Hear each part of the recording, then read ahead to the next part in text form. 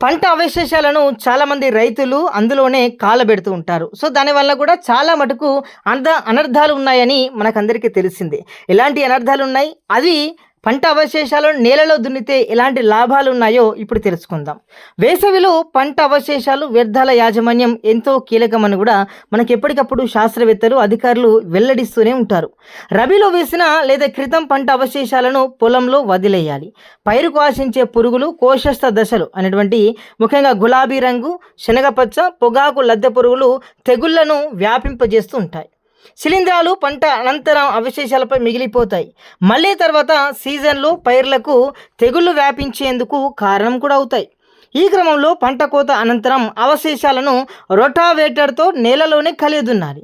వరి కోతల అనంతరం మొదళ్లను కూడా నేలలో కలిపి దున్నడంతో సేంద్రియ కర్బనం అనేది పెరుగుతూ ఉంటుంది.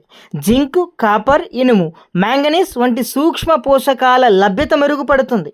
పంట తేమను నిలుపుకునే సామర్థ్యం మెరుగవుతుంది కూడా. ఎట్టి పరిస్థితుల్లోనూ పంట అవశేషాలను కాల్చొద్దు. ఇలా చేస్తే నేలపై పొరలు దెబ్బతింటాయి, సారం గురించి గణనీయంగా తగ్గుతుందని కూడా శాస్త్రవేత్తలు చెప్తున్నారు.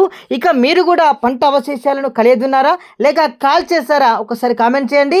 ఒకసారి కాల్ చేసినట్లయితే ఇంకొకసారి కాల్చకుండా నేలలోనే దున్నే ప్రయత్నం చేస్తారని ఆశిస్తున్నాం. సో ఈ వీడియో కనుక మీకు నచ్చినట్లయితే 10 మంది రైతులకు షేర్ చేయండి.